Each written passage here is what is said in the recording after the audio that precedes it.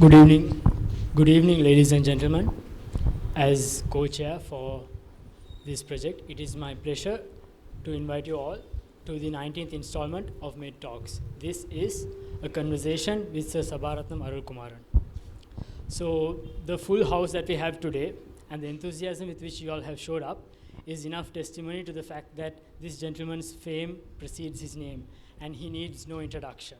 But despite that, just to recap our memory, this gentleman who has honored us with his presence today was the former president of not one, not two, but three major international organizations. The Royal College of Obstetricians and Gynecologists, the International Federation of Obstetricians and Gynecologists, and the British Medical Association. In addition to which, he has also published multiple, over 400 publications and authored and co-authored multiple books, I think 30 plus books. And he was also, as we all know, knighted by the Queen Elizabeth II, and he was also awarded the Sri Lanka Ranjana Award in 2019. So without further ado, I would like to invite Sir Sabaratnam Arulkumaran to take his place in front of the audience.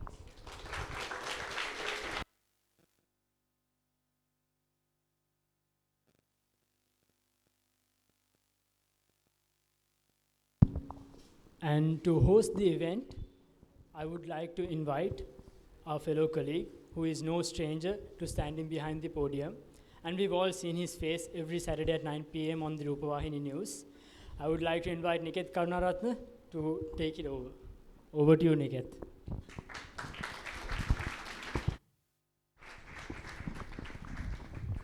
Thank you for the introduction, Rauf.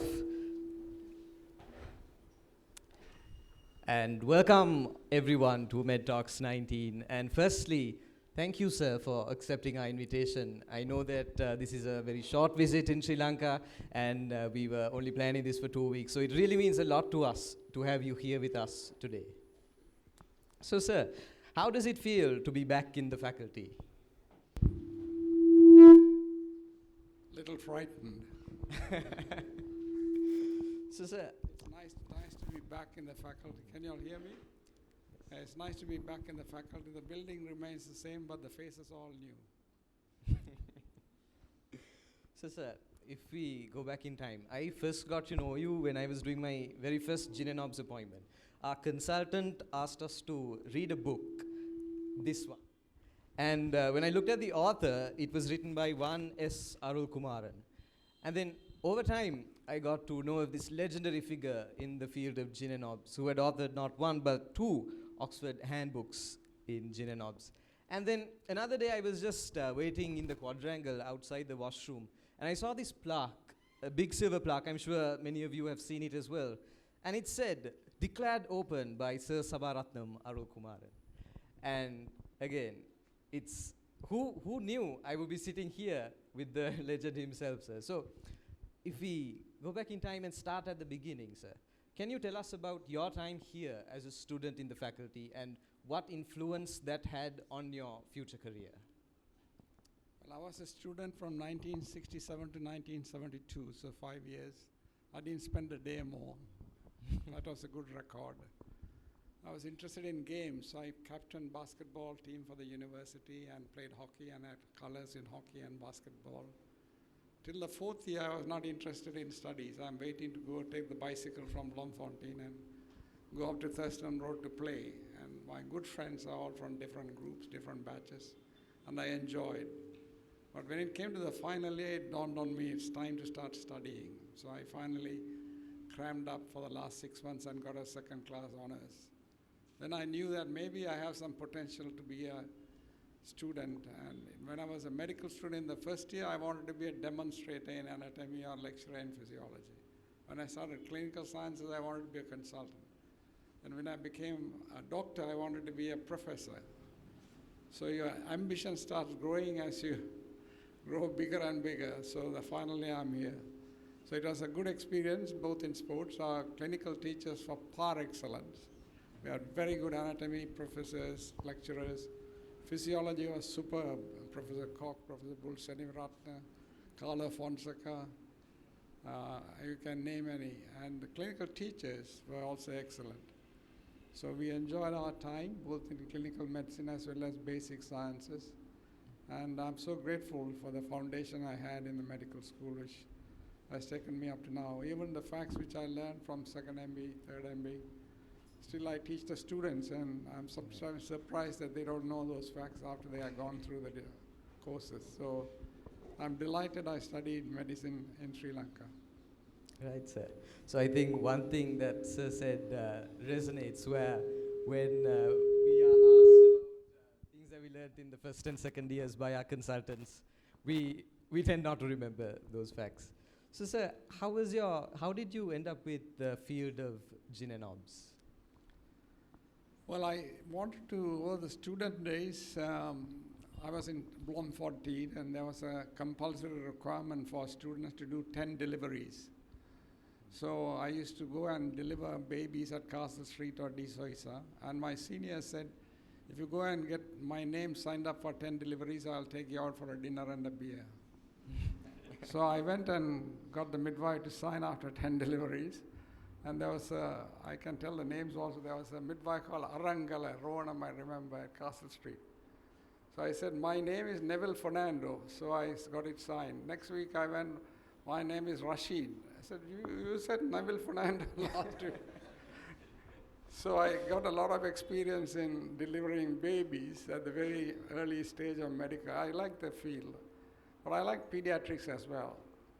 So I did my appointments with Dr. Ganesan in Castle Street and Professor Priyani Suicide, Lady Ridgeway. I loved pediatrics, so even when I'm on call, when they have a difficult insertion of IV cannula, they call for me. Aryananda was my co-house officer, who was professor in medicine in Gaul. So we got on well, we covered each other. And Professor Priyani Suicide said, you have to do pediatrics. Come as my lecturer and I'll send you abroad, and the dearth of pediatricians. But as time went on, it dawned on me, I couldn't stand the children crying. It hurt my feelings a little bit. So I was a coward. So I said, okay, then I'll do obs and gynae.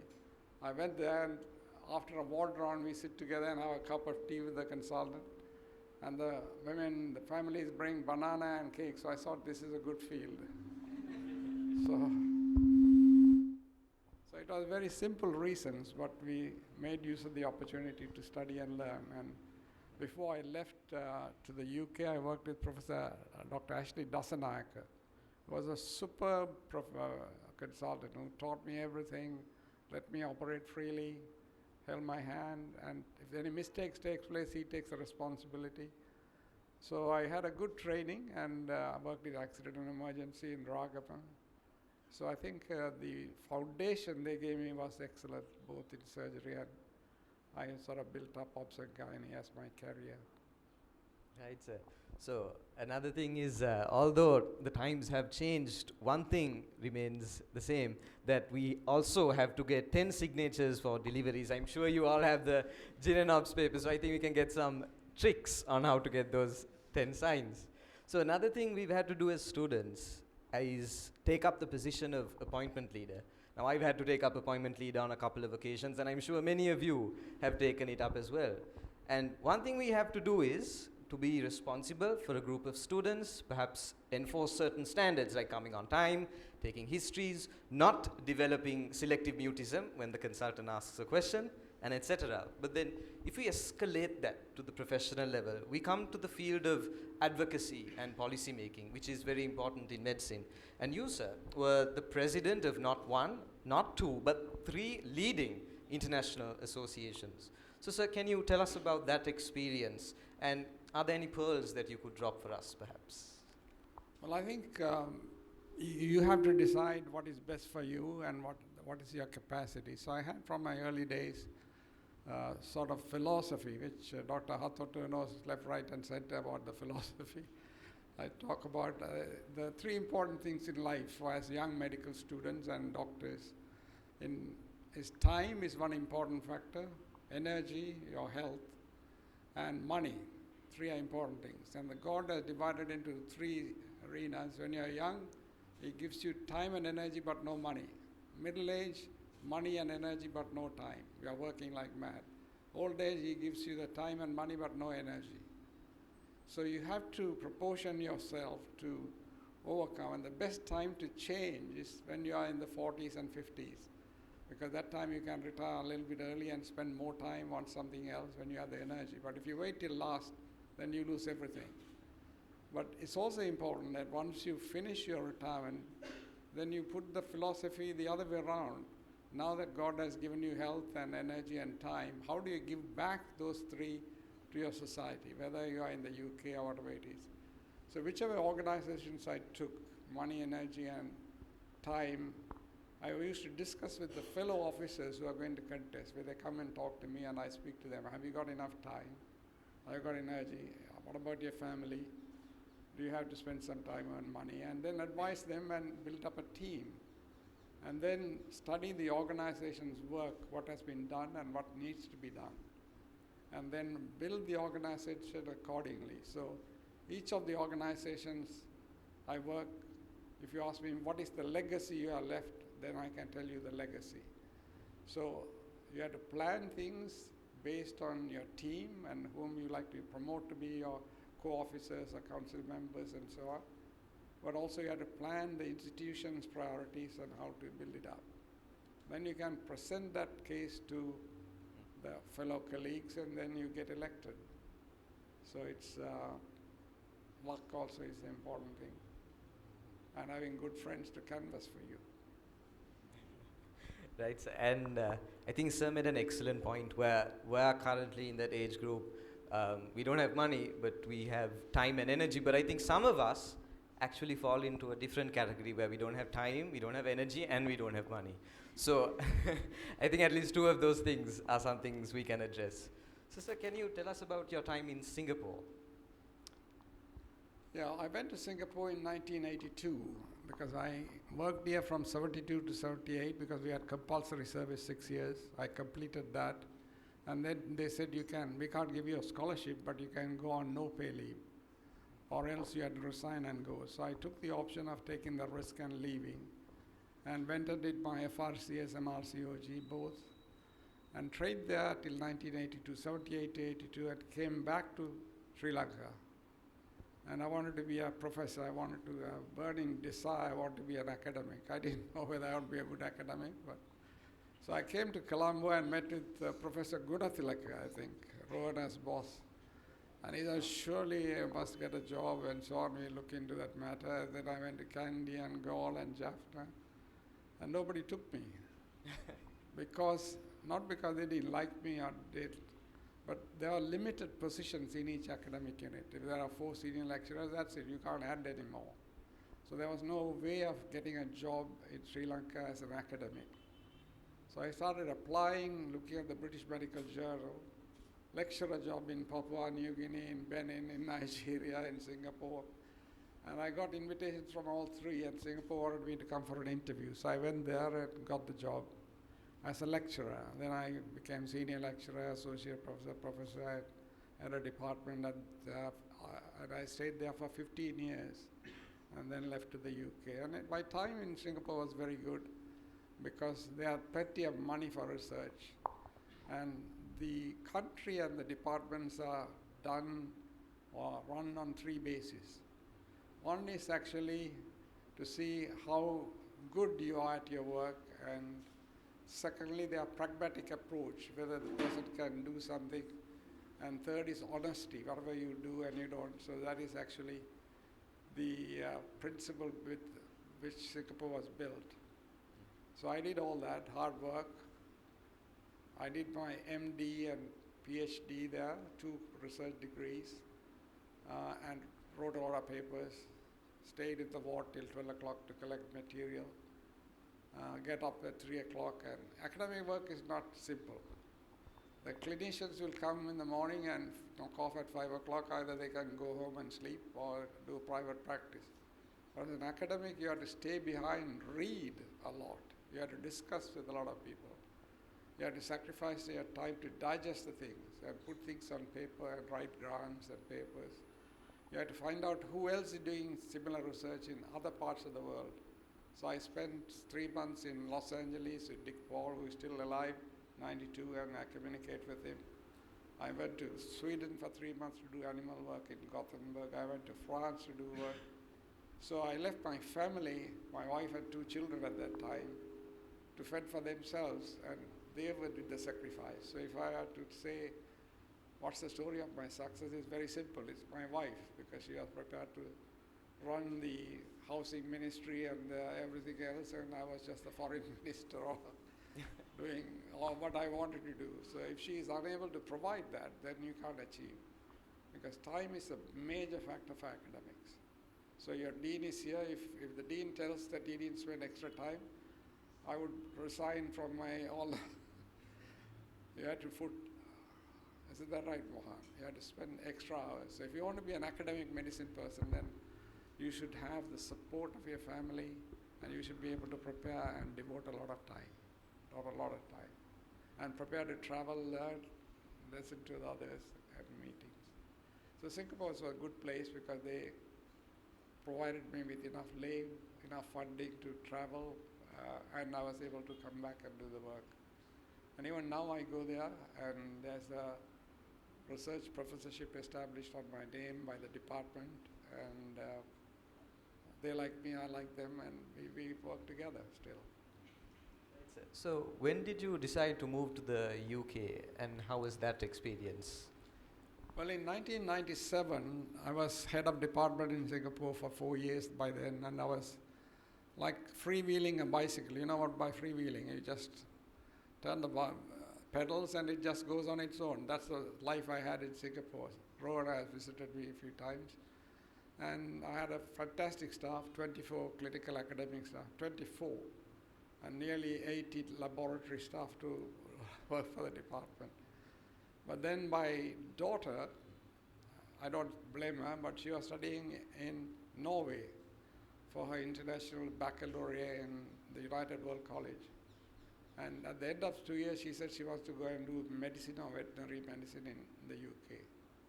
And my son, who was in Singapore, said, I want to go and study in the UK as well, join my sister. And I had a third son who is very young, 5 years old. So he was looking, my brother and sister are leaving, and I'm going to stay here. And my parents, my wife's parents, they were all in the UK at that time. They are retired, they are gone there. So I had offers from time to time from the UK to take a chair. So at that time, when that happened, in 1997, I took the chance and I said, I'm going to Nottingham to start a new medical school in Derby and to be a non-executive director of 2 hospitals, to run the hospitals as well. So it was more of a family move, and the Vice Chancellor in Singapore, Professor Limpin, I like him and he liked me. He told me, you're going to be a small fish in a big pond. Now you're a big fish in a small pond. So I said, well, you have plenty of space there to swim around if you're a small fish in a big pond. And we joked and so on, and they gave me an appointment to come twice a year as a visiting professor, and they treated me well, but I got my way in the UK, so I didn't go back. So I'm from 97 till I retired in 2013, I was there. So sir, from our conversation now, I see that you've visited to many countries in the world, sir. So do you have a favorite country? Sri Lanka. Sri Lanka. Sri Lanka, I come for many things. One is friends, that's the most important thing. I come and stay with Dr. Hathatu and Chandrika, she's somewhere here. So when I come, when I land, they pick me up, they put me up, they feed me. So I don't have to worry about that side. Then I have friends in the professional area, like the Sri Lankan College, I interact with them. Then I have friends in the faculty, like Vajra. And you mentioned about the plaque, which you saw. And the origin of that plaque was one day I was here for something else. And then I was called by the then dean and said, you are going to collect money for us to change the quadrangle, to put down trees and everything else. And she got Sarath Gamini de Silva and myself to spearhead. So I went back to UK, collected funds, flew to America and canvassed and collected funds. And locally also they collected funds, and that was the metamorphosis of the quadrangle. So they decided to call me for the Sydney I had done to open it and put my name there. So if you don't like to do the work, also they will catch you anyhow. But I worked with Vajra closely as well for other things. So I worked with the faculty in different ways, yeah. And I think that's a lovely thing, because I know from my first year, the quadrangle is a place that I really like to be, especially in the afternoon and the evening when the sun goes down and the breeze starts blowing. And I'm sure a lot of you spend a lot of time in the quadrangle doing various things, except studying perhaps. So we're really grateful to have that, sir. And on the topic of favorites, sir, if I may ask, what was your favorite subject as a student? Now we have representatives from various departments here. My favorite subject was everything, I think, except biochemistry.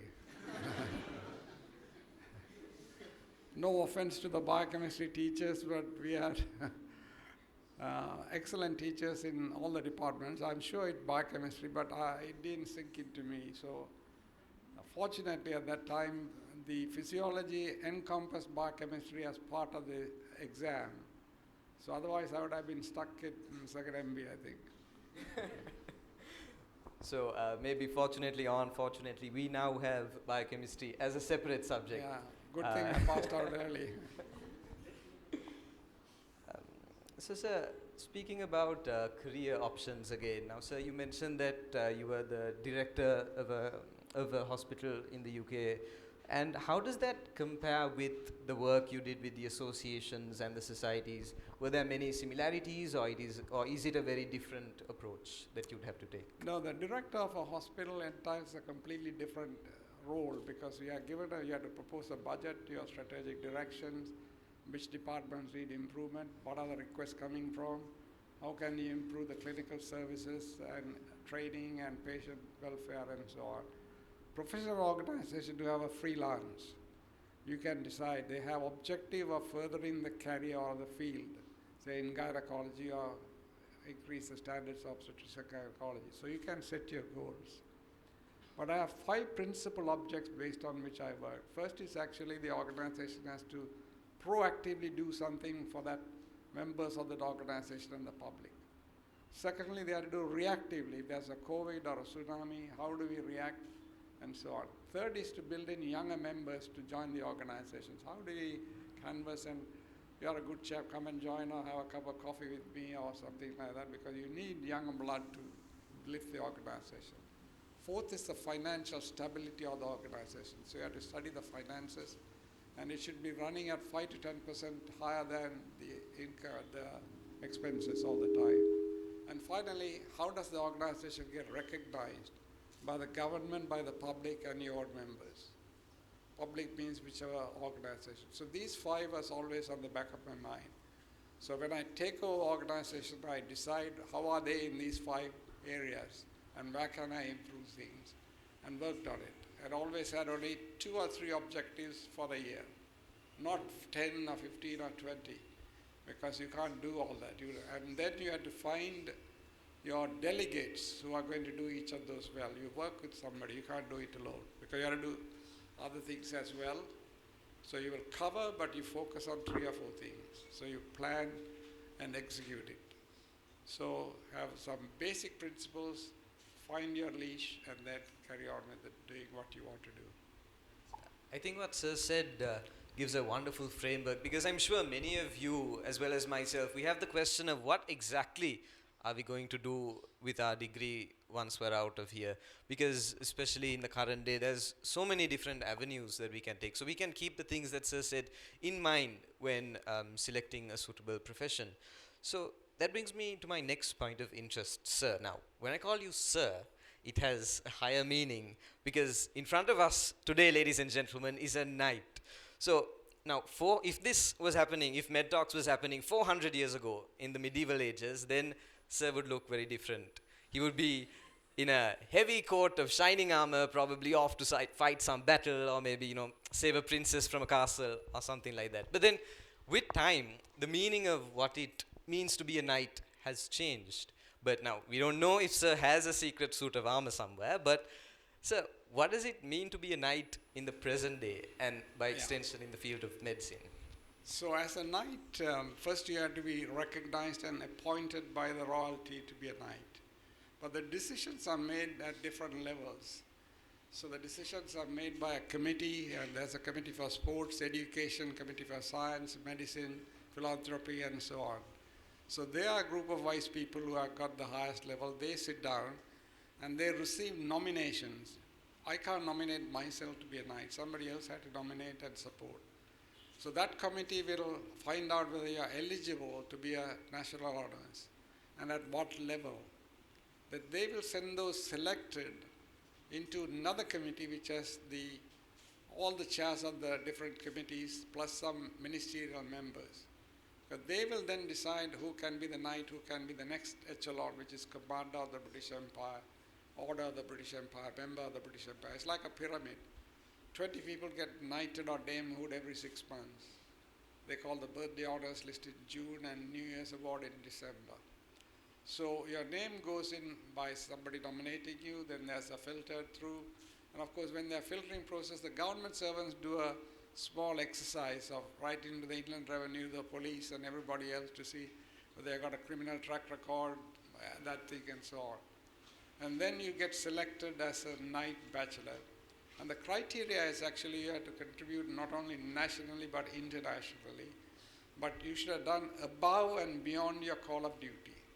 So in the olden days when you said with the armor they were fighting, there were soldiers and the people who did above and beyond their call of duty, they are selected to be the knights. Then their duty was to be called once in a way, like the Arthur and the Round Table of Knights. So they called and asked, this is what we are going to do.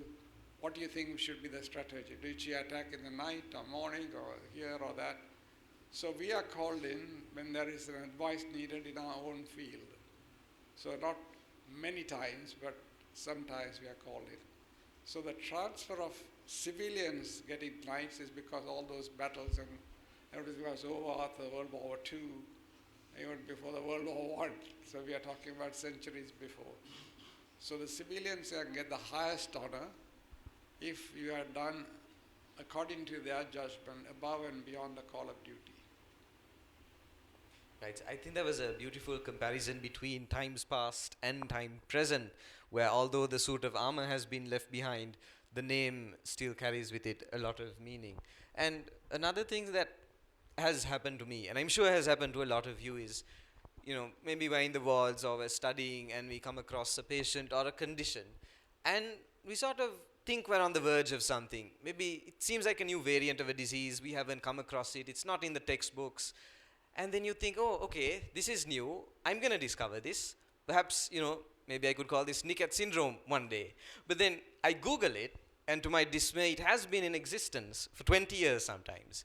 So the question is, it feels like everything has been discovered already in this fast-moving day. So how do we stay fresh, sir? Okay, let me go back to the knight story. The armors are given now in a thing called the coat of arms. So they interview for 4 hours and write a coat of arms. I have a coat of arms which passes down the generation to my children. The word knight bachelor is used similar to MBBS, Bachelor of Medicine, Bachelor of Surgery, because you can't pass it down your descendants. You can't give you MBBS to somebody else. Now coming back to the discovery. Research is defined as invention, if you're talking about invention, on 2 terms. One is a complete different shift from what we are doing, and certainly the applicability, how many people can benefit. Let me give you an example. When I was a medical student, Mohan will know, there was a Billroth 1, Billroth 2, selective vagotomy, partial gastrectomy, all the hullaballas, and don't eat chilies and oils and so on, because people get peptic ulcer and pain. So this chap, Barry Marshall, who was in Perth, Australia, the pathologist who took the biopsies and examined said there is some organism. So the surgeon said, don't be silly. I was taught in the medical school, no organisms will grow in such an acidic environment in the stomach. So get lost. So he said, no, you come to the lab, and he showed the organisms. Then he got curious, and they were trying to grow the organisms, and it didn't grow. But one day they forgot to wash the petri dishes. The same story like Fleming and penicillin story. So when they come back after sailing, they saw the organisms in the dish. So there's something to it. So he did a gastroscope. My friend, he gastroscoped his stomach. And then he took the organisms by the dish and ate it. And he got writhing pain and ulcer. Then he took antibiotics, and then he did the gastroscopy again and showed it clear. So it has clearly a completely different way of looking, and is applicable to a lot of people. So research is actually a step change of what you're doing and a wide applicability. So you can give 2 points to the step change, 2 points to the reach. So you can do other research, for example, like in obstetrics, where they use 3 milligrams of prostaglandins or 2 milligrams for vaginal labor. It's nothing new, everybody has been doing, but maybe it can benefit a certain population. So when you want to do research, first you have to identify whether it is something you want to do. So you don't get annoyed. So you have an idea, you do a literature search. And in the literature search, if there's nothing there, then you can start doing the research. But if there's plenty of things on the literature search, then there's no point doing anything, unless you can think you can improve what they have provided by the development of new technology. Now artificial intelligence is coming in a big way, and data, digital, and devices will revolutionize a lot of things, so you have to think about it. So my personal feeling is that you don't have to get annoyed what somebody had done it. Good luck for him, but can I improve on it? And you think there is a room for improvement? Look at the people who have published papers on that field. So I was interested in fetal monitoring when I was in Singapore. The best people, the best unit was Hon and Paul, Los Angeles. Hon was an engineer, Paul was an obstetrician. So I wrote to Paul, Dick Paul, and said, I'm interested in this. Can I come and work with you? He said, of course you can come. Of course, in your own funding. So I went and stayed 3 months and studied and developed my research along those lines. So I think one is to see whether you want to do something completely or build on what you have done, but going to the people who have achieved something in that field. Because if you think 7 days a week for 10 weeks, 15 weeks, nothing will come. But the person who has published would have thought about the same thing but in a different way. And if you join that person, then you might do better. So collaboration is quite important, and going and learning is quite important. So if I were you, I would get angry, upset with somebody else have published. I would have said, wonderful, somebody has published. How can I get hold of this person and talk to that person and so on? So that is the secret of building on what others have done with the improvement in technology. Right, sir. I think I have to send a few emails tonight. And on the same subject of innovation, sir, now you introduced the new concept of the maternity dashboard to the field of obs and gynae, sir. What was your thought process when you were thinking about improving a system already in place or a new system altogether, sir? So maternity dashboard, for those who don't know, is actually putting the statistics of each month, or number of deliveries, number of cesarean, and also number of PPHs and so on, in a column every month, and have a acceptable level, not that acceptable, and it is okay. So it's red is not acceptable if there are too many admission to the intensive care. So if it is color coded and you put the numbers in, then it strikes your eye. It's like driving a car. When you drive a car, the petrol gauge might go down and you are still driving. Once it goes into the amber, you're a little bit worried. Red, you start panicking. You have sweat coming and your bladder gets full suddenly, and you want to divert and get your tank filled with petrol. So it's the same concept. If the clinician can't see what is happening, then they won't act on it. And if they can see what is in red, then they will act. Because also that is a good thing for the administrators. They can say, you saw that in red, why didn't you take action? So clinical dashboard is not only for the user, the doctor, but for the administrator, for the financial, like the government, how much of money. Like when I started that, I was working at Northwick Park Hospital to get it out of difficulties when there are 10 maternal deaths in 15,000 deliveries. So the government asked me to go and do that. So I put this down and told all the clinicians, we have to get out of this red bar. And we were short of midwives because we found that This whole area is what is called clinical governance fixed into a dashboard. Clinical governance, one hand has, like the right arm is like the people, the person who are qualified. Left arm is like the space you have, theater facilities and so on. Body is guidelines, education and training and audit. The legs are like complaints and risk management. So all these processes can be fitted into a dashboard. And then you can study what is going wrong. So I was short of 20 midwives in a large hospital. So the government is the one which gives the money for employing midwives. I said, no, we're going to write to the council, North Harrow Council, where the hospital belongs, and ask the council members and the mayor to pay for 20 midwives for 3 years. So I wrote a letter, otherwise we are going to lose more mothers from your council area. They got a bit alarmed. So they called me and there was a big council meeting and 3 of us are seated. They said, how much money should we need? What guarantees that if you can't reverse it by cutting to 10 midwives? I said, well, I can't guarantee anything, but you decide how much your mother's life is worth in your council. According to that, you fix the money and give me. Nothing. They adjourned and came back and said, okay, 20 midwives salary for 3 years. So you have to adjust, sometimes you have to threaten, and the politicians behave better when you say you want to publish a complaint in the paper. You go directly and write a letter, they put it in the waste paper basket. But if their names are going to get tarnished and publicized, they act on it. So sometimes you have to think of alternate ways of playing the game. So that's the story of the maternity dashboard, to put the whole governance arena into a dashboard where people will get excited. So the dashboard is sent to the chief executive of the hospital as well. So if he finds anything red, he or she also gets excited. If it is amber or green, then they are okay. But if it is red, it's a problem. So they also want to put some money, want to come and talk to you and so on. If you don't inform them by showing this dashboard like a petrol dashboard, then they won't take action. So it's useful for the user, the administrator, the funder, and any government bodies like the medical council or somebody to come and inspect as well.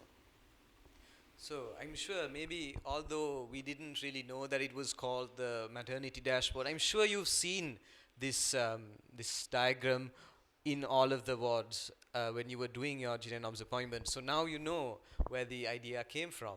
So sir, on the same subject of adding new things, how was the experience of editing the Oxford handbooks of medicine, which many of us use when we're arguing MCQ points? No, this book says this book says that. So how was the experience of writing the textbooks, sir? Okay.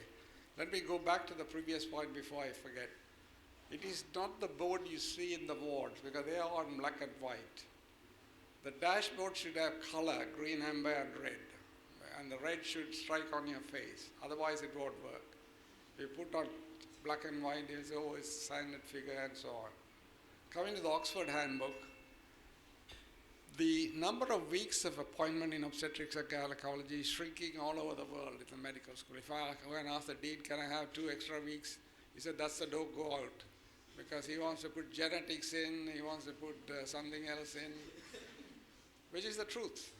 So the time given to study any subject is shrinking because new arenas are coming in, they have to give way, and which is the right thing to do because that's the frontier of cutting edge medicine. So one way of handling it is actually to have some idea about the breadth of the knowledge and the depth of the knowledge. So when I devised with the others about the handbooks with the Oxford Press, we divide the knowledge into essential knowledge, peripheral knowledge, and additional knowledge. Essential knowledge is all the emergencies you should be seeing and tackling in obstetrics and gynecology because you have no time to read. You have to know about it. Then all the common clinical cases you see in the clinic and the wards, that comes under essential knowledge because you have to get on with clocking the next patient or the next patient. The peripheral knowledge is what you see once in 3 months, once in 6 months. So the handbook is constructed in such a way to highlight this. So they wanted to produce the next book on emergencies as a separate issue. So I did 5 books with Oxford. One is handbook, one for emergency, one is a textbook, big one for postgraduates, and so many other things. So that's part of the story, the whole story. So, like Sir said, now our wards, the dashboards are in budget, so it's in black and white. So next time you go for the appointment, make sure to take some red, yellow, and green paint. So now, before I continue, shall we have some audience questions? So when you all registered and filled in the Google form, we received a lot of questions. So we tried our best to incorporate them into the questions that we asked today. But if any of you all have questions, please feel free to ask now. A show of hands, and we can pass the mic.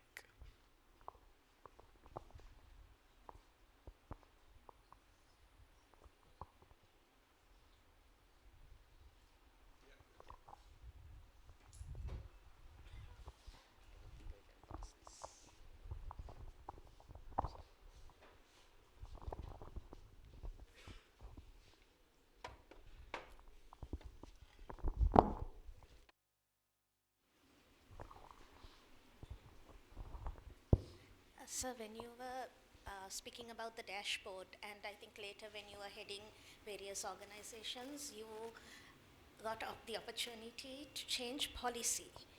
Which of these do you think was most impactful? Well, I think if I take my whole life, the impactful policy change I had done is in Ireland.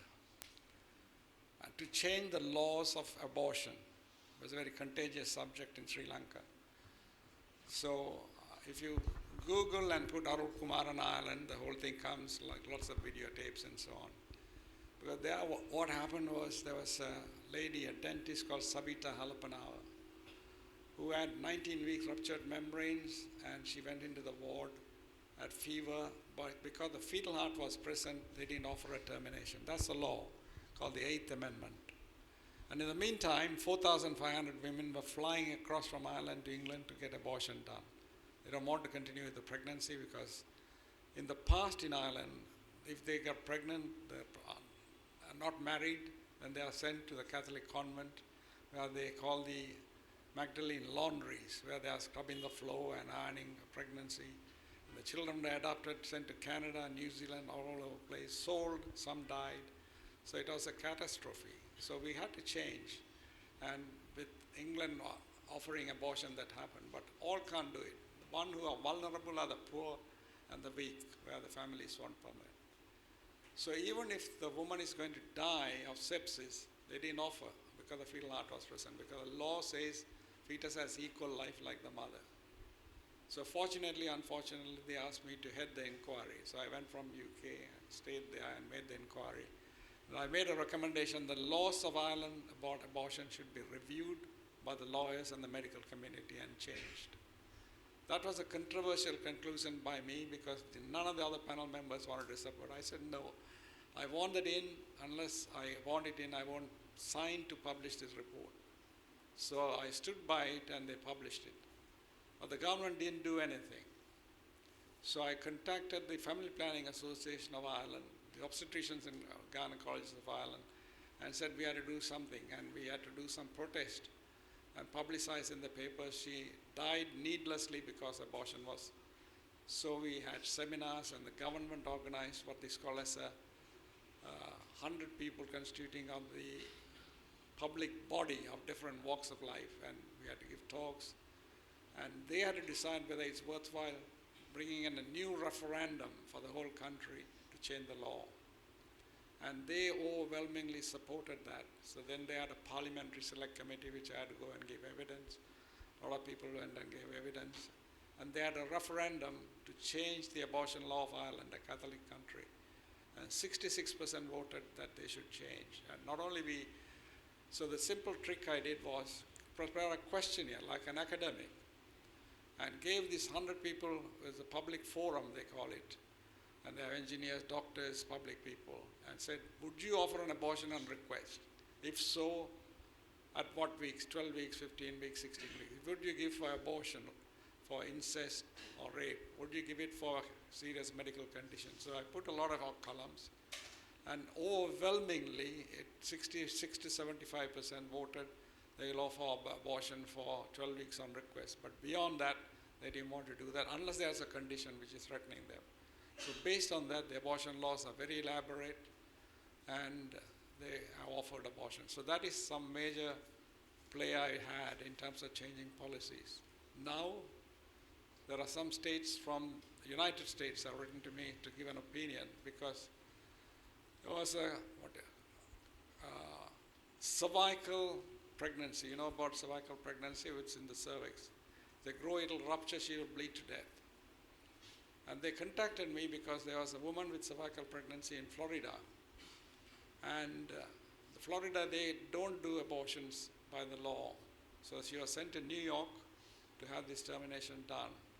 So they sent to some other hospital, they didn't want to do it, then she went to New York. She could have died, but so that was published in the New England Journal of Medicine, not by me, but the people who did that. So they wrote to me, and I said, follow the guidelines given in the abortion laws in Ireland, and follow that, because the problem we had is putting everything under abortion, even if it is medically indicated termination, to say the woman, we call it abortion. So the politicians will stick to that. Abortion is abortion, and they can't distinguish one from the other. So I think we are working on that to see whether in certain states we can bring in cases to change it.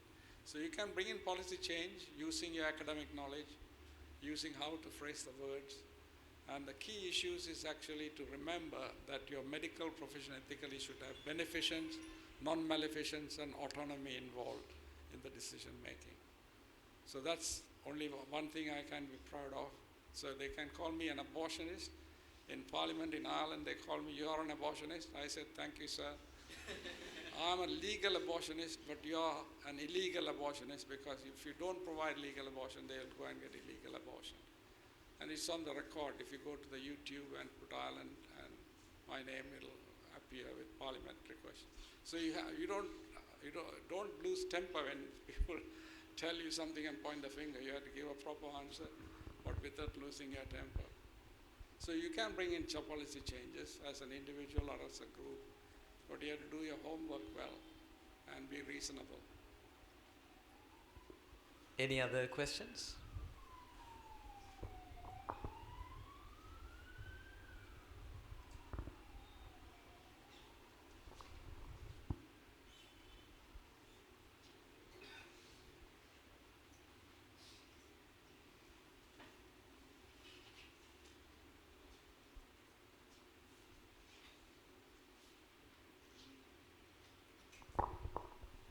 Hello, sir.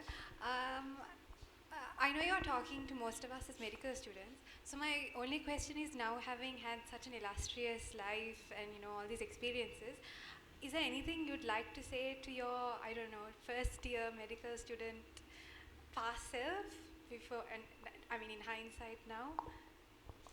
The only thing I would like to say is actually getting into medicine is a privilege which very few people have in life. And when you become a medical student, sky is your limit. So you can go as far as you can up to the clouds, beyond the clouds further, and reach the outer sphere if you want to. But everything needs luck, God's blessings, and your hard work, and also thinking, and collaboration is very important. So everything is left to you, but sometimes someone's family circumstances may not allow. As I mentioned at the very outset, if my wife was not very supportive, I could not have reached anything, nothing at all, absolutely nothing. I have known my colleagues who are much brilliant than me, but the wife says, 5 o'clock you are here, you are going to pick up the children. Tomorrow is your turn to go to the laundry. Then you can forget about academic medicine. And you can do, but you are still going to be limited. So I think you need the blessings of God for the family to support you. If you're not married, your parents and so on. There might be limitations because somebody's father or mother might be sick, so it's not your fault, but you have to look after them. So the duty comes first. But sky is the limit, provided you are allowed to float and go up. If you are not allowed because of other aspects, then it is sheer bad luck. But try and do your best. That's the main thing. Yeah. I may ask a question at this point. Now, when we practice in medicine, I think we refer to a lot of guidelines and all, and especially in the field of obs and gynae, we refer to the Royal College of Obstetricians and Gynecologists guidelines. So how important do you think are these guidelines and enacting them, and where does clinical judgment and variation come into play? Yeah. So guidelines are meant for Mr. or Mrs. Average. So guidelines are based on a group of patients, say if they want to treat infection or surgery or something, and then what is the best result for a group of patients who belong to that. But then each individual patient has their own characteristics. So he might be obese, or he might be too old, or he might have a heart disease, or he or she might not want an operation. So you have to guide your therapy based on the guidelines, which is written for Mrs. or Mrs. Average, the facilities available, your competence, and the wishes of the patient, and of course in some cases relatives. So everything is mixed together, and that's how you make the decision. So you don't say the guideline says you have to give terbutaline or you have to give salbutamol, because it might be contraindicated that patient because of the drug or whatever it is. So I think guidelines are guidance. As it says, guidelines is to guide you, but you don't say this is the path I'm going to do. Suppose you go in the snow and there's a polar bear and say this guideline says walk along this line, you don't go that, you run away. So it all depends on, but the important sphere is to listen to the patient very carefully and also to treat according to her wishes, because there are a lot of people who get cancer nowadays who says I don't want any treatment. I'm happy for sitting in front of the television having an ice cream and dying in 6 months and then having chemotherapy for 2 years. So people are like that. So you have to give them your knowledge about what are the advantages if I do something, if I don't do something, and what are the alternatives available, and what is your choice. And then if they want time, you allow them to think about it and come back. Of course, in an emergency, you have to take action, but otherwise, you give the option. So guidelines are for guidance, and you decide what is best for that individual. But when you answer a text question, if they give a history of the clinical patient and then ask what would you do, then you are very specific. But if they ask overall in a subject what to do, then you give the variations. It's a good thing you're asking me, because the first time I went to England, sorry I'm telling it's a true story, I worked with a chap called Joe Hamlet. He was a gold medalist for the exam. So I wanted to work with him because I wanted to get a gold medal, which I didn't get. But he will ask me to present cases. Then I presented the cases. Then I'll have a discussion. After about 2 or 3 presentations, he said, you know, I have a lot of Sri Lankans coming to me and working with me. You're one. And you Sri Lankans are very good with your hands. You can do all the surgery and so on. When I ask you to present a case, you have butter in one hand and bread in the other hand. You don't know how to apply and eat it. What he meant was, I had the knowledge, but I'm not applying it to that specific patient whom I'm presenting. So that is the story of the guidelines. So because I was talking about guidelines and textbook one hand and talking about the other patient. So you have to apply your knowledge with other things. And I think someday, I heard this word wisdom. The clinician must have a wisdom. Wisdom is simply experience and knowledge. So the wisdom increases as you practice more and more, and senior people make better decisions because of their vast experience. They have a better wisdom, oh, this might be the case. And of course, sometimes it's surgery. If I go in the morning and check for an appendicitis, they want me rebound tenderness, and Mohan comes and bounces it and says it is appendicitis. That is because the disease has progressed. So if we can't make a decision, a good lesson for the medical students is to go back and examine the same patient. The symptom point I got worse, a sign should I got worse. So guidelines, please study them. When I teach medical students, I still teach undergraduates in Cyprus at the University of Nicosia. I tell them some things. I say, for example, FIGO cancer staging is different from others. So I said, download an application on your phone for FIGO cancer staging. Contraception, I say, download an application on WHO medical criteria, eligibility criteria for contraception. Then I say, whenever you want to do something to read, then you read the green top guidelines. That's the Royal College guidelines. Read only the first 2 pages as a medical student. You don't have to know where the evidence was got, but just give the summary. So you have to guide them, and then I say, read the Oxford Handbook, not because I published it, but because that's the easy way of covering the subject. So I think as teachers we have to give guidance, what to read, what not to read. And because if you try to read in a 5 weeks a textbook of obstetrics and gynecology, you will never finish it. Or a handbook, you can finish it. Right, so I think Sir made a wonderful point there. The importance of developing that clinical judgment in addition to having knowledge, and that's something that we all should attempt to develop with time. So, are there any more audience questions? Yes.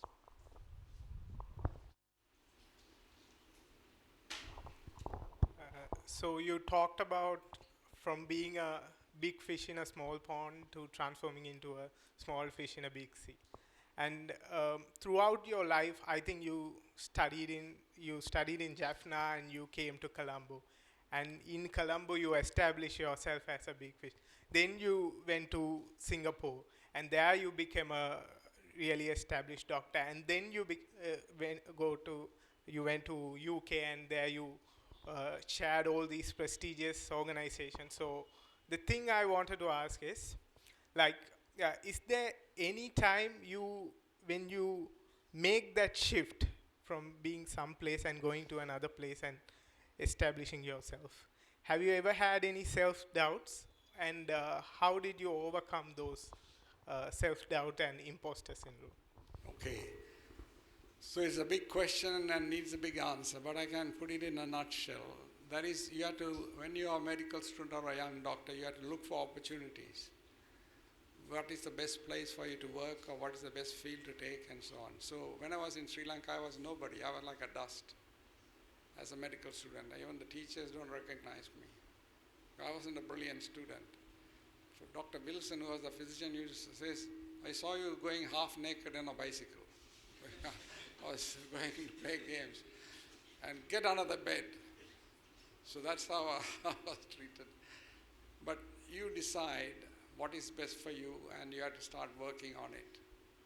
And working on it, you have to have some principles that nobody is going to appoint you. Say, if you have self-doubt in yourself, there is a job for a clerk and a head clerk and a manager, you're thinking, oh, should I apply for that job as a senior lecturer, or maybe I should go as a lecturer? Then you have self-doubt. Then you're not fit enough to be a lecturer. So you must have full confidence in yourself and what you can do. And the full confidence comes in preparing yourself. So if you want to be a doctor, you have to pass the final MBBS, you have to prepare yourself so that you feel confident of passing the exam.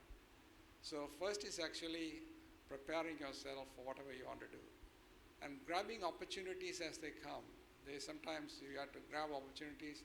People are not going to put it on your lap. You have to look for grabbing opportunities.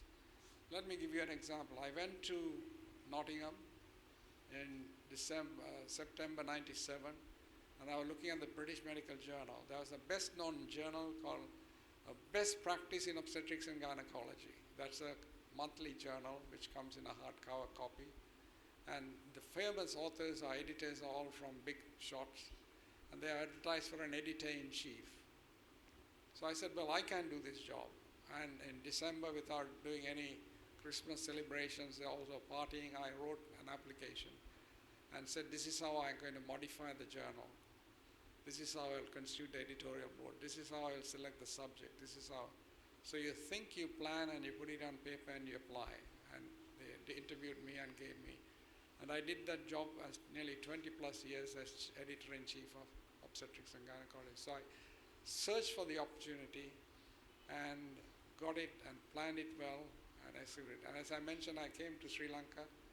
I wanted to become an academic. My father-in-law, by the way, was an obstetrician called Dr. Muzam. He had a private nursing home. He said, you can work here, partly work somewhere else, or you go on the circuit, Karunaratne, here, and come back. I said, no, I want to be an academic. So I looked at the BMJ. So you search for opportunity and then apply. So the opportunities don't come your way all the time. You have to really search, and when you get an opportunity, you grab it. So when the Singapore job came, if I say I'm not going to take it, then I would have lost an opportunity. So you have to choose wisely. So if you qualify, then you decide with whom you can work and get a good job, and where you can do good research. So I was talking earlier on about Kamini. Kamini was my batchmate who did a lot of work in malaria. So if I was a student with her as academic staff, I would have gone and asked her, Professor, can I get a job with you or do some research with you or something? So you have to approach and get it. So I think there will be opportunities coming your way, but you have to search for opportunities and plan for it well and focus on something and don't get digressed. The people like big clinicians who are doing it well in the private practice, they want to have a house in the mountain, a house in the river, a house near the sea, and so on. An academic can't think like that, because academic means the time is consumed with your academic work.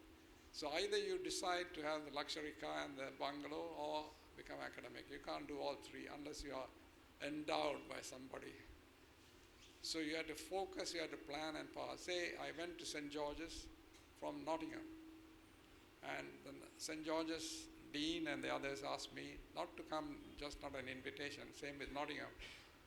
We wish you to apply, we wish you to apply. So I didn't apply just looking at the job requirements. I went there 6 times.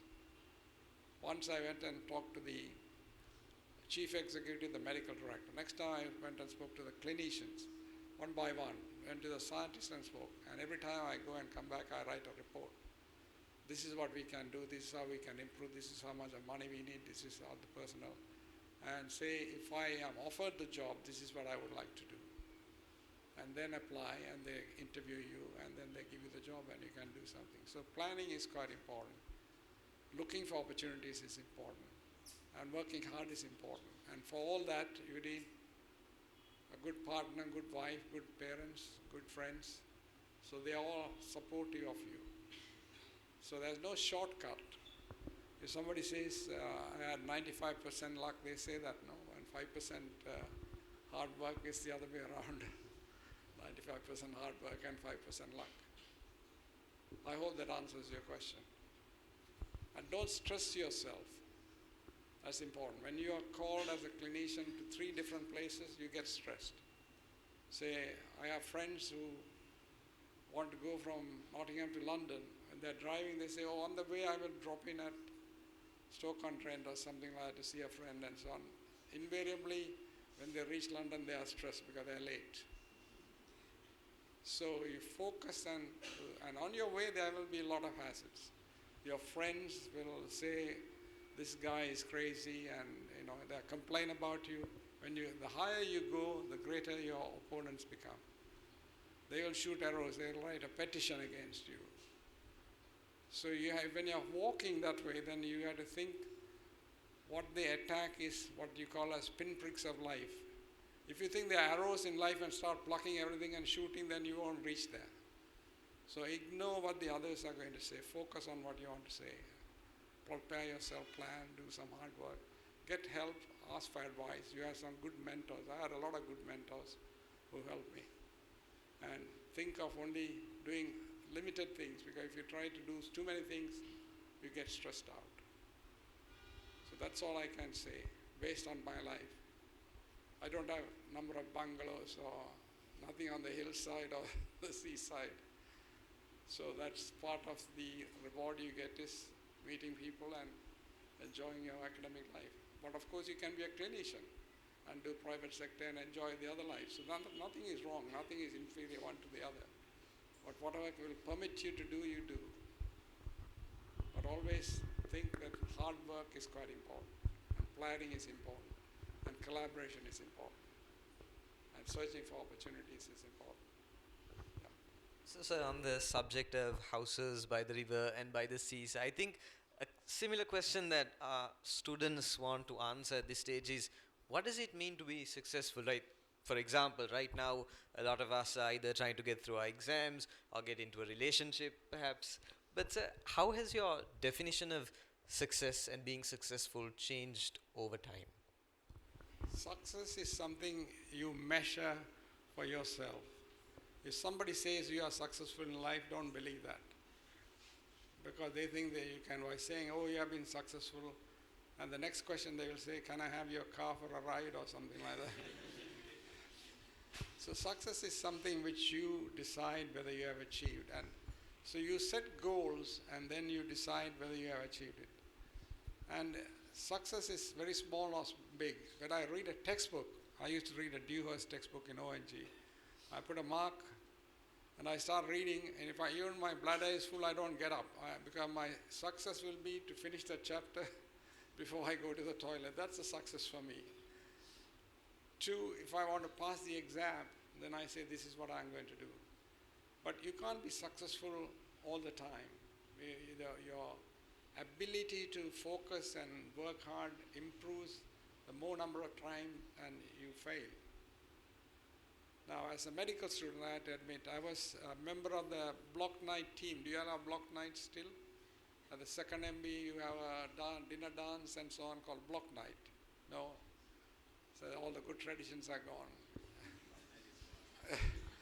Then the medical students union. You have a medical students union? So, and in the hostel I stayed at Bloemfontein. I contested as the secretary of Bloemfontein, and then I won and I was very happy. Then I applied to become the president of the medical students union, and my colleague Devendra, who is a good friend of mine, he won the election by 5 or 10 votes. I was so upset, I went and had a few shots of arak, and so it's disappointing because I didn't win. But that didn't eliminate me from association with the medical school or with Devendra as a friend. I collaborated with him and so on, and then I've been successful in other ways. So you can try for something. If you don't get it, that doesn't mean that's the end of the story. There's plenty of opportunities. And you have to seek for it, find it, apply for it, prepare yourself, and then go for it. And I'm sure you'll succeed. So, do we have any more audience questions?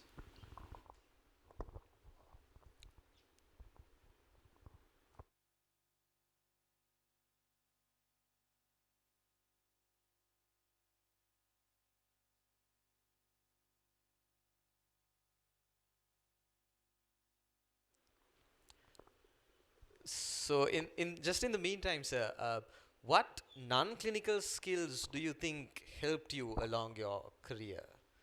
I think teamwork and communication and commitment.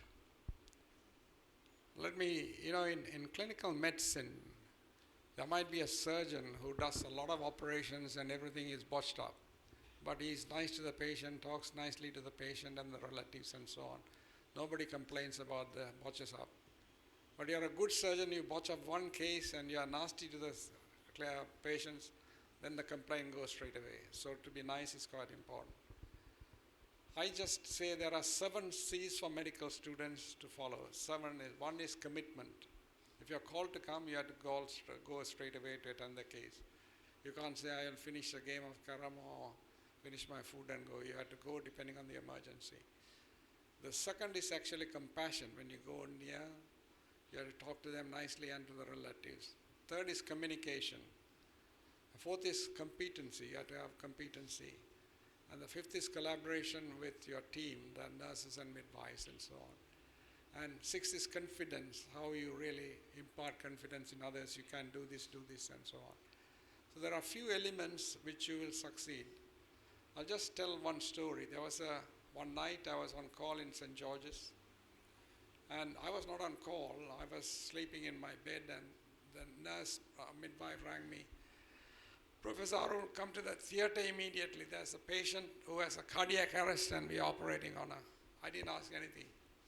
Cardiac arrest theater, I got into my trouser, drove the car, passed through red lights and reached the hospital, went to the theater. The husband was waiting outside. So I held his hands and said, I'm sorry, your wife is seriously ill and I'm so-and-so, I'm coming to give a hand to the obstetrician inside. I went in, she had a cardiac arrest, they were massaging, so I had to do a hysterectomy, resuscitated her, but she didn't come around, she needed ventilation. So I took her with the trolley I followed, called the husband, and we took her to the ICU. I said, please come with me, I'll take you there. And we transferred her to the intensive care unit. And I said, I'm leaving because tomorrow morning I'm coming back to work. And I was not on call, mind you, because they gave the wrong call or whatever it is, they got hold of me. And then 4 hours later, they rang me and said this patient had died in the ICU. So it was very sad, and I went there and paid my condolences. And 2 days later, they had a post-mortem done. the forensic pathologist came. I said, I'll come and attend. And I went there, and there was a chunk of squames and fetal material on the pulmonary trunk, and she had an amniotic fluid embolism and died. So nothing could have been done. So anyhow, a week later, we gave an appointment for the husband to come and speak to me about it. I took my sister along to the room. And when I took the sister along, and I thought the husband will wait with someone, and this person from Somalia or someone, and opened the room, they are full of people, Somali people, full of Somali people. We said, please, 2 or 3 of you come, but there's a full.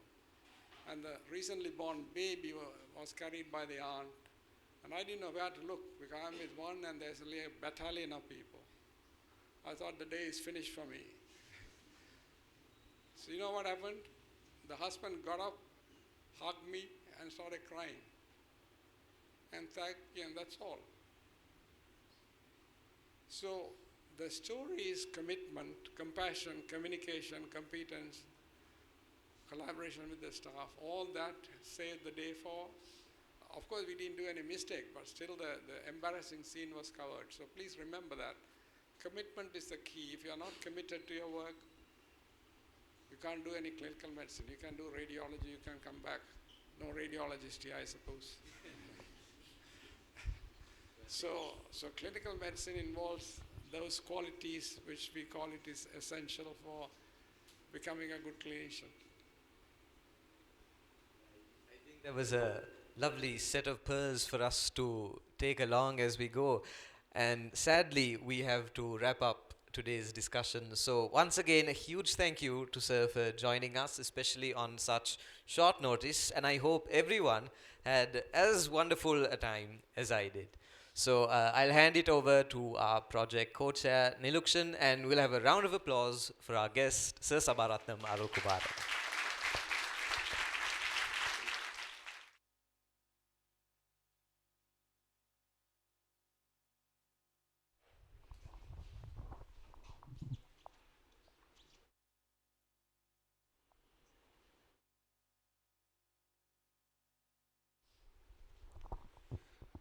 As we have come to the conclusion of this enlightening session, it is my honor and privilege to deliver the vote of thanks.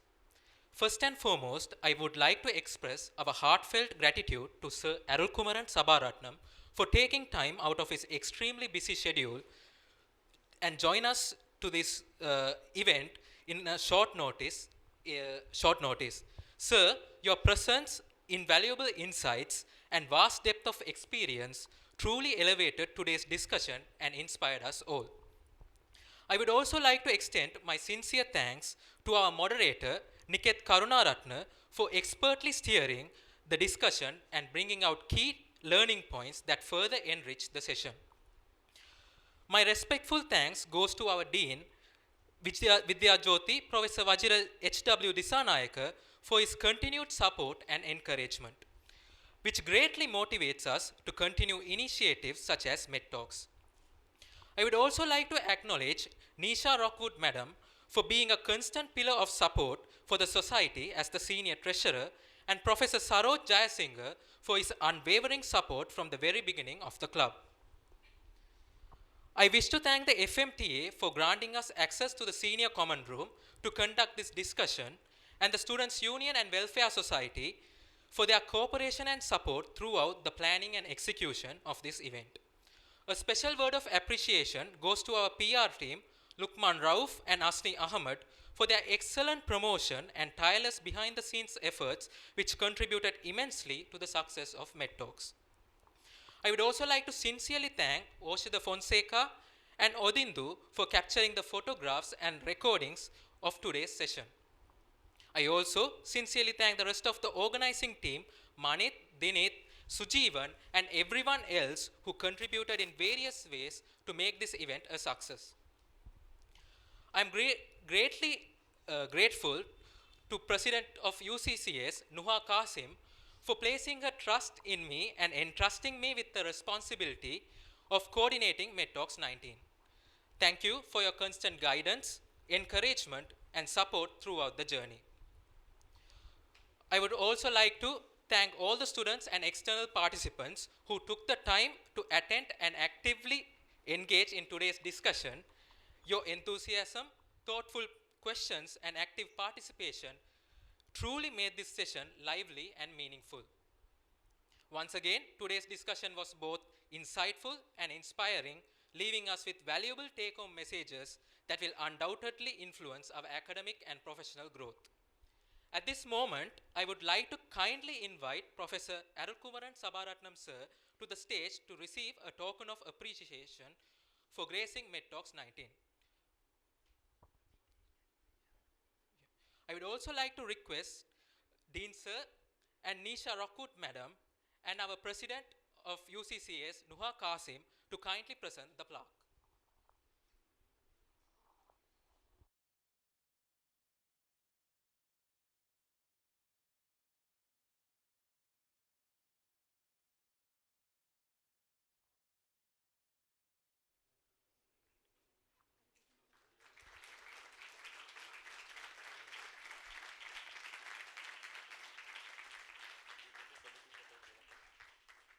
And can we have the committee to take a small photograph?